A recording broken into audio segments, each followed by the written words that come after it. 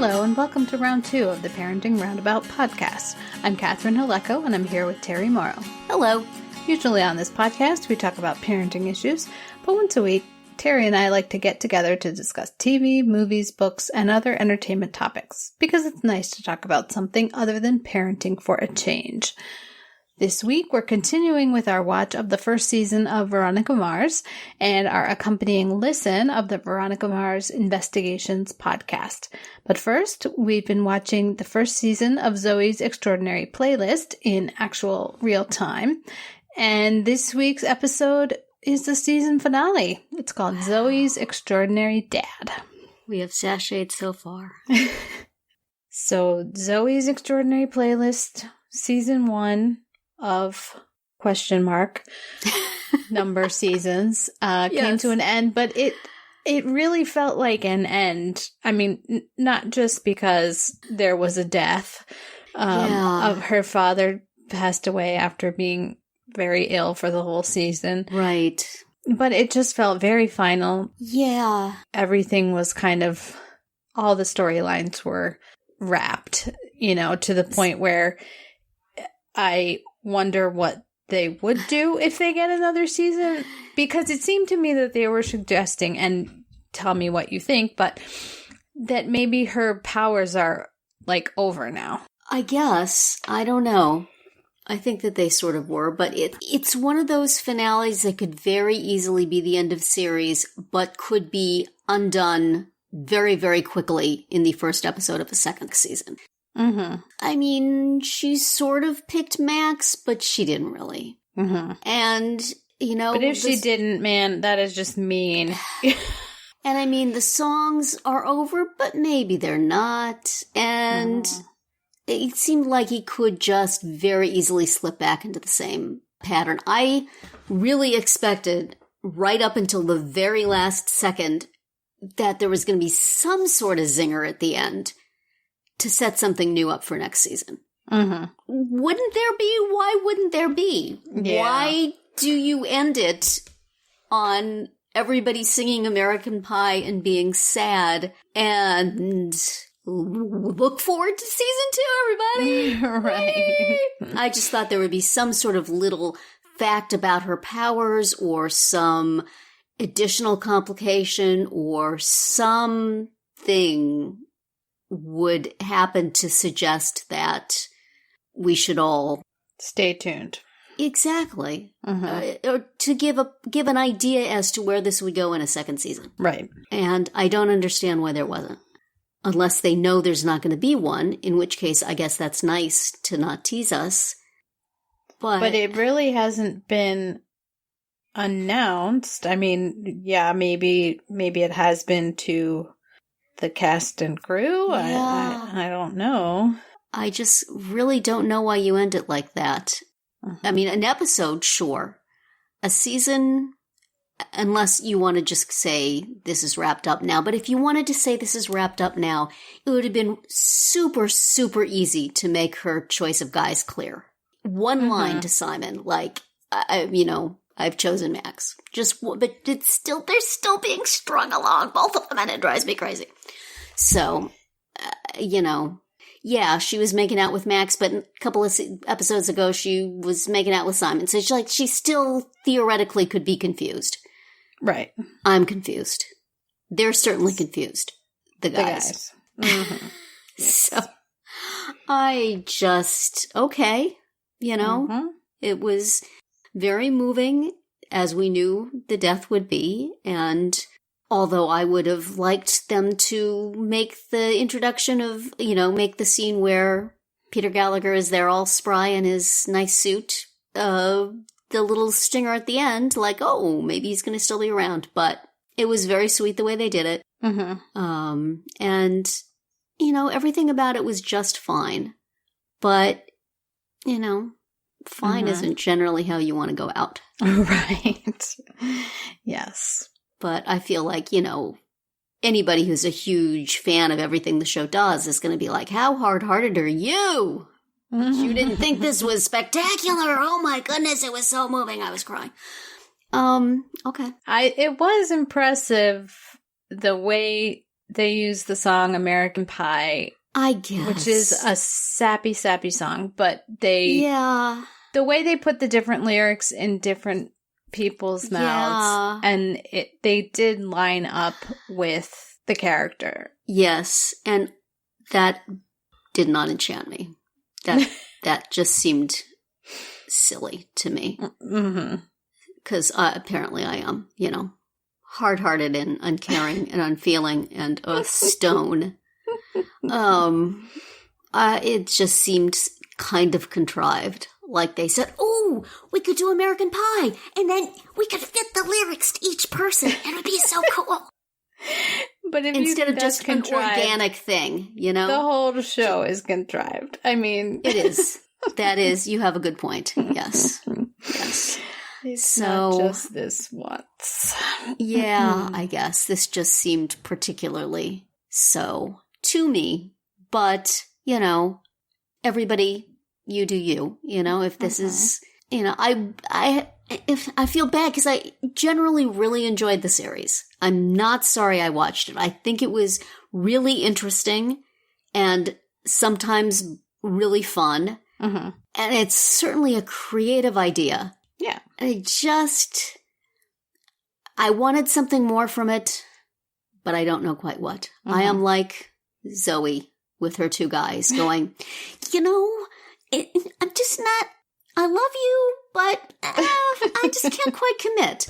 So, over and over again. I didn't know what we were supposed to make of the scene in the hospital where she sees the MRI machine. Yes, again, that seemed like they were going to do something with that. Right. And then they did not. They so really I suppose we could say, well, if there was a next season, that would pay off. See, they're paving a way for new things, but not enough. They weren't, there was nothing there. It was just like, wow, this machine is, people are scared of it, but it's pretty great. Like, okay, that didn't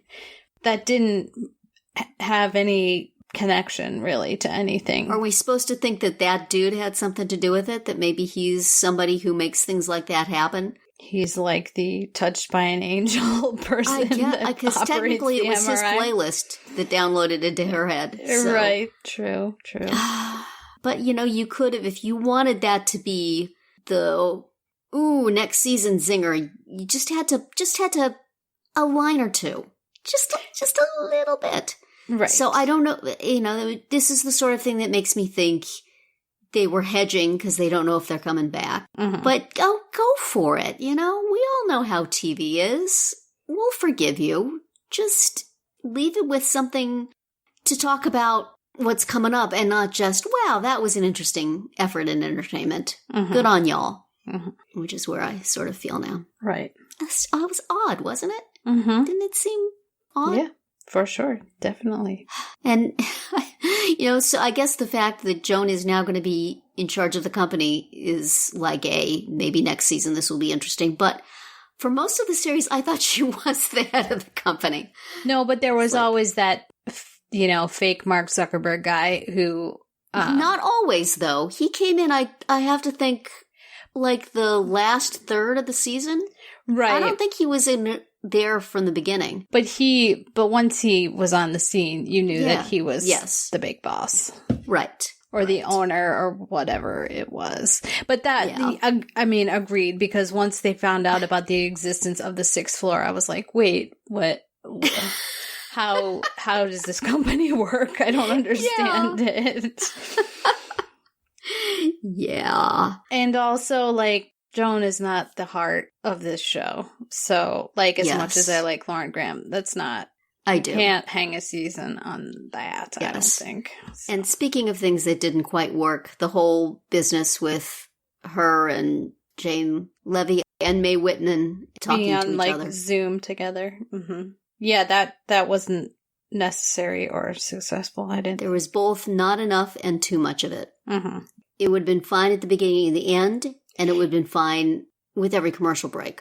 but it seemed to be just sort of, oh yeah, we were doing this thing. Yeah, when the one in the middle, I think, sort of took you out of the story. Yeah. You know, I mean, they talked about this actually with the Parks and Rec special that aired last week. I listened to the Good Place, the podcast had a thing about it. And they were talking about why they had Bobby Newport at the beginning. Right. Because they had, the original introduction was Amy Poehler and Nick Offerman, right?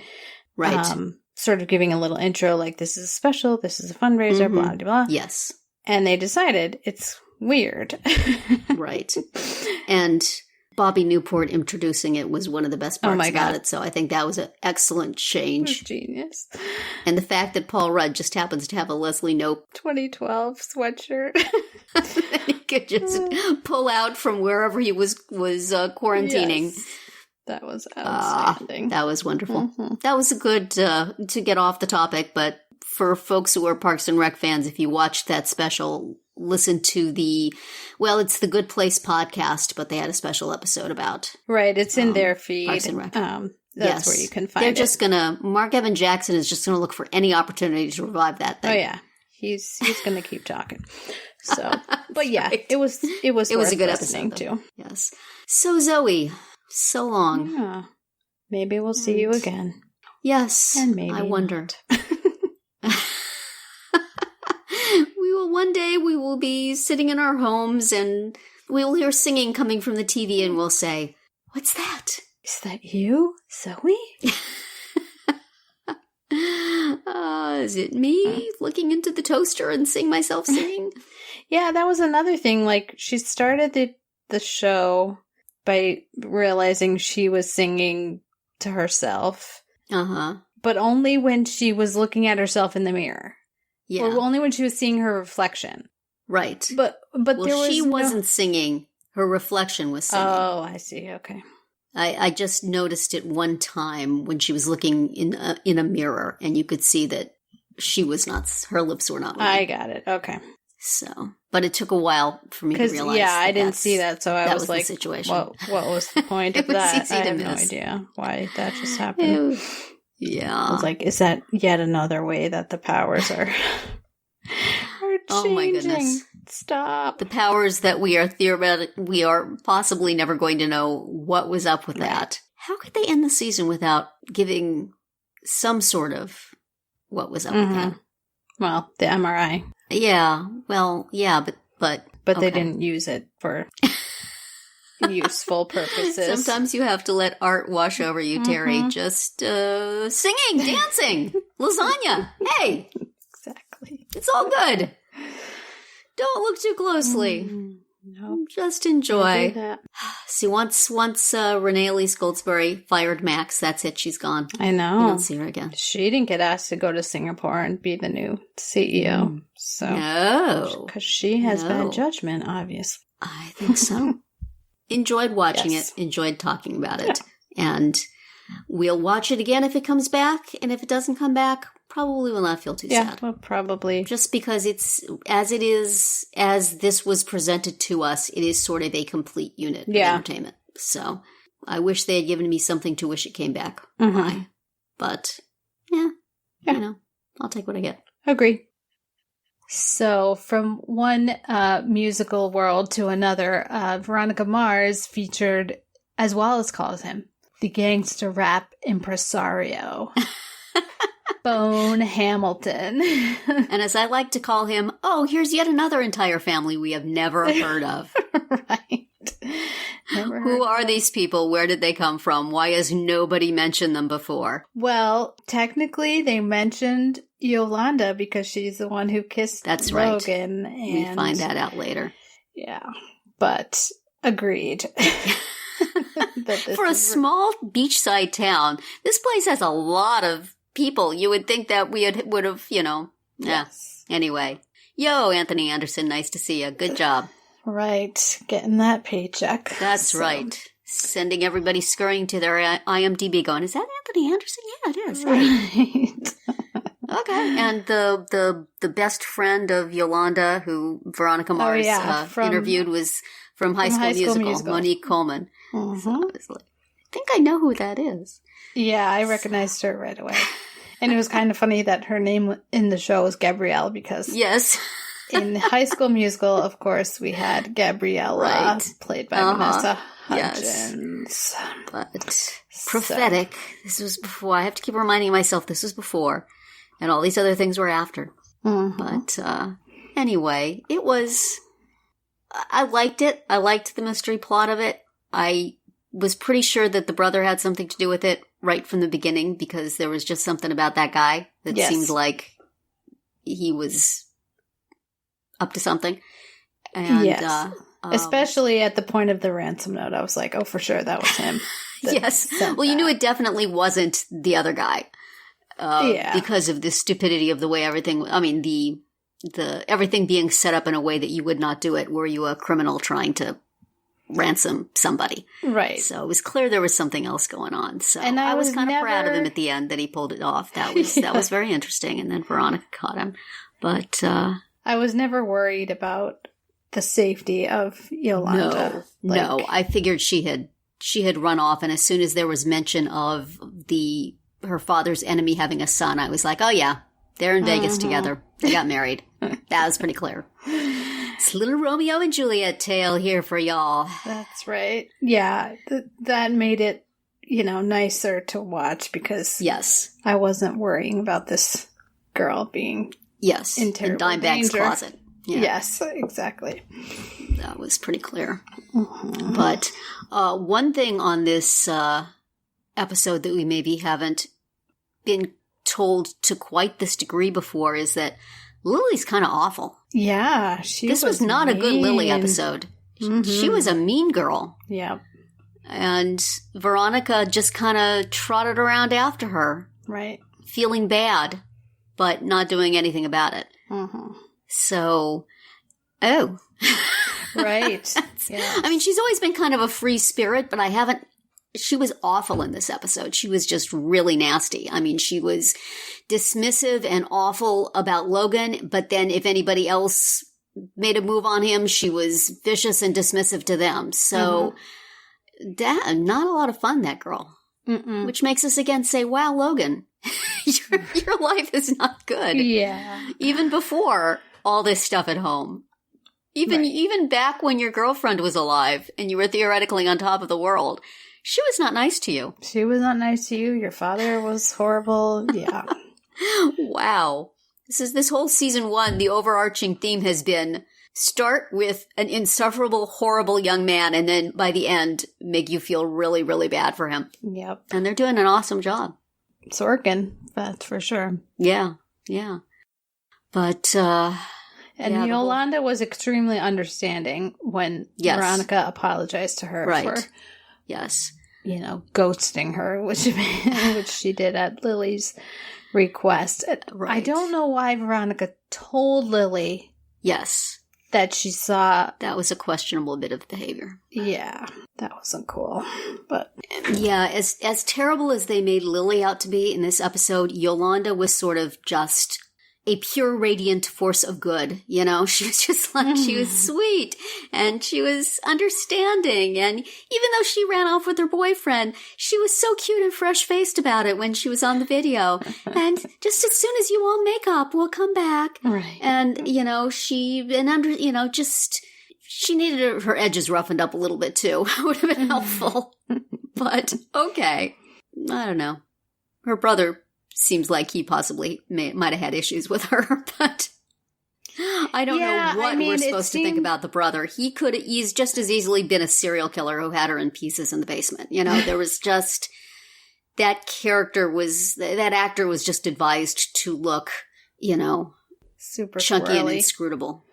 Yeah, and the whole sort of thing where he hid in the trunk of her car and then he made it look like she disappeared, but if she didn't already have a plan to disappear, then this totally falls apart. I thought that they planned it together. Yes, that made more sense. But he said that that's not what happened. But that's the only way that it works. I guess she was just going to run off, and who cares what anybody thinks. Right. She wasn't going to tell anybody. And he said, well, here's an opportunity for me. Yeah, he had to have known that it was going to happen, and then, which would imply that she felt comfortable telling him. Or just that he stood outside her room listening to her talk on the phone. Possibly, he's got some skills. Maybe he had some surveillance equipment set up. Yes, he was, along with the Marses, right. got his bugging equipment ready. Yeah.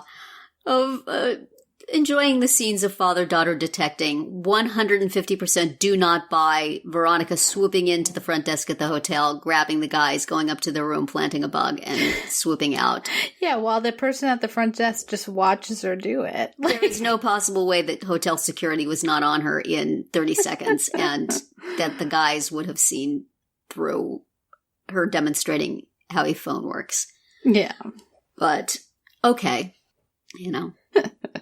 They're just weighing, okay, we have this incredible plot unlikelihood on one side, and on the other side, we got Kristen Bell. She's got some game. Right. We'll do it. It'll be fine.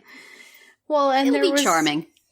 They didn't need that. I mean, Keith could have just planted it. Yes. There was no... Yeah, well, I think that these are just all corollaries to the law of do not tell Veronica not to do something. Yes. So, true. They had to have her doing a bunch of stuff he told her not to do, just for consistency. Right. So Wallace got some cute moments, as we enjoy. And the entire Eccles family continues to be a giant sucking hole of awful. Yes. So apparently his sister, who I thought was younger, and possibly being hidden in some back room of the mansion, is in fact, I guess, older and off acting and being... Yeah, and sending a telegram. Soulless. This is 2004. You don't need to send a telegram. No. You can pick up the phone. Yeah, but you need the telegram for Logan to be able to do that icy delivery with all of the stops in it. Yes, so, of course. Sometimes you have to fudge things for art. Yeah. And I'm sorry, but there's no job, there's no production, there's no nothing in the world, except for a global pandemic, that would not allow you to leave what you're doing and go to your mother's funeral. If you wanted to go, which may be what we're supposed to infer from this. Right. But apparently it also doesn't... I think that we are to read an indictment of Hollywood and all this stuff, including the fact that his agent is there pestering Logan's dad to take a job at the wake. Right. So that's not cool. That Hollywood, they're so awful, says the TV show. Right. Made by people in Hollywood. Biting the hand that feeds you. That's right. Showing how rough and tumble they are. We don't buy in with all of that because, Mr. Eccles continues to be horrible. Yes. And Logan continues to be seething. I enjoyed the piece of theater he arranged for the paparazzi. Yeah. If you're going to have it out with your dad about how awful he was to your mother, do it in front of witnesses with cameras. Many, many witnesses. For multiple impact. And also, he can't push your head through a window right then. Yes. So, as you could if you did it in private. He'll have to save that for later. You're going to stay over at Veronica's for a while now. Yes. I do like that at the end, he comes to Veronica for help. And I completely agree that his mother is not dead. Yeah, so, it does seem. If the show wanted her to be dead, there would have been a body found. In the absence of that, I, who have watched soap operas since I was a tiny girl, know that unless you see the body go into the grave and you stand over the grave for a good 3 weeks to make sure nothing comes out of it, that character is not dead. I don't care if they were in an exploding airplane, if they were in a ship that went down. 3 years later, that character is going to come back as a different actor. Yep. Having hid out on a desert island for the interim. So, yes, she is alive somewhere and is an awful, awful thing to have done. Yes. But she left her lighter behind. Yeah. So, clearly she wanted her son to know. Big, strong clue there. Well, next Logan. week... Poor Logan. Shouldn't have kissed the girl, man. Yeah. That was the problem. Even though your girlfriend said to that girl, you want him, he's yours. That does not give you permission to kiss her. No, for sure not. Oh, dear. Well, next week we are going to find out more because we're going to watch the 14th episode. It's called Mars versus Mars. Uh-oh.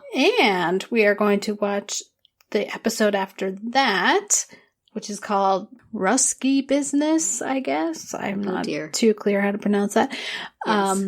Since Zoey's playlist is done, at least for now, we have no information about whether it is coming back, but we'll just do a little tap dance every Sunday night in your honor. A little interpretive movement. Right. It'll be fine. TikToks. We'll be doing TikTok videos. Oh boy. So we'll do double duty on Veronica Mars for the move this plot along. Come on. Yeah. Yes. And that'll be it for our round 2 today. Please subscribe to our Parenting Roundabout podcast so you won't miss any of our episodes. We have something new for you every weekday. As always, you can find recaps, links, and an opportunity to comment on our website at parentingroundabout.com. Bye, Terry. Bye, Catherine. Bye, everyone.